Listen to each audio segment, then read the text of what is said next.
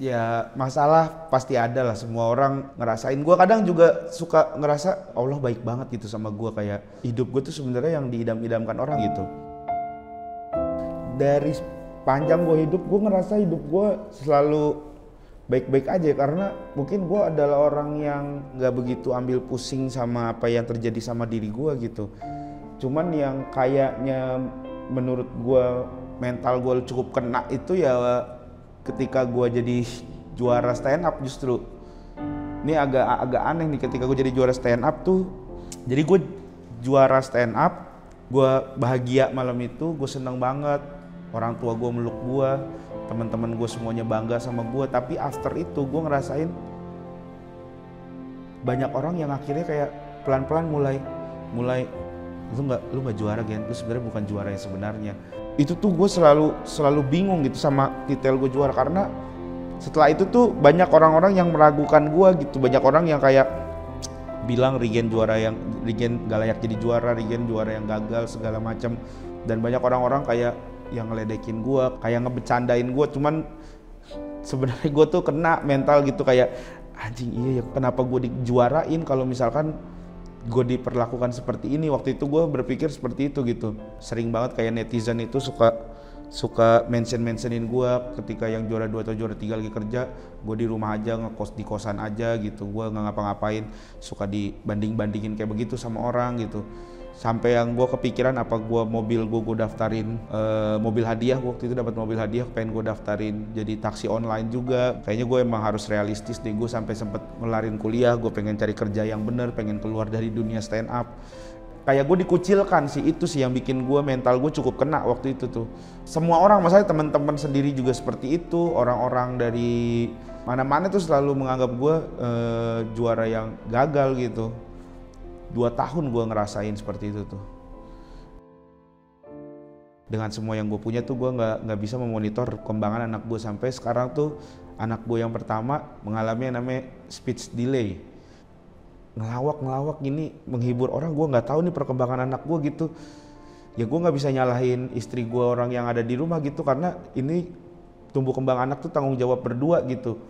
Dan masalah yang anak kedua juga begitu lahiran ternyata ada sedikit penyakit bawaan, dan gue diinfoin itu dimana gue lagi harus menghibur orang gitu. Gue harus lagi ngelawak nih, suka maksain, sebenarnya kadang suka maksain. Nah, Baba tuh sering maksain kamu buat, karena Baba emang cuman pengen itu doang. Itu kayak panggil Baba gitu kan. Dah kan kalau udah anak males banget gua. Ngoceh lah yang banyak nak, ngomong yang banyak, ngomong semau kamu, Baba akan tanggepin, Baba akan dengerin, ceritain apaan aja Baba bakal dengerin. Buat istri juga, buat Indah juga, nitip anak-anak. Pokoknya aku di luar berjuang untuk kalian, aku di luar melawak, ketawa, hahihi.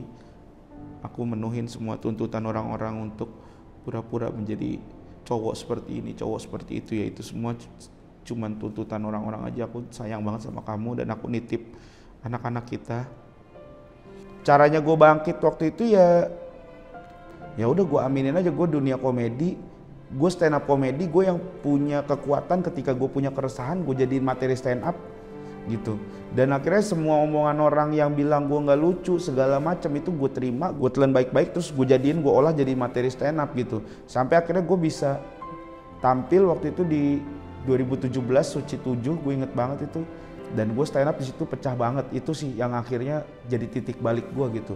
Sempet jadi PNS juga, sempet disuruh orang tua gue untuk pulang jadi PNS. Sudah kamu pulang aja jadi PNS, mumpung ada pembukaan tes CPNS segala macam gitu.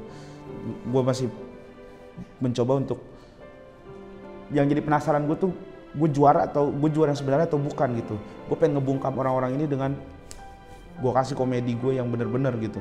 Di masa sulit gue dulu ngerasain ya stand up komedi, ya hampir semua orang ngeraguin gue sebagai seorang juara, ngeraguin gue sebagai seseorang yang lucu gitu.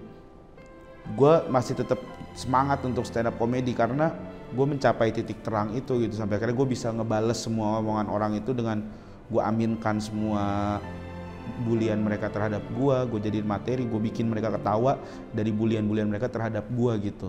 Dan akhirnya gue menemukan titik terang itu. Makanya karena gue percaya sehabis gelap itu pasti ada terang gitu. Kita hanya manusia.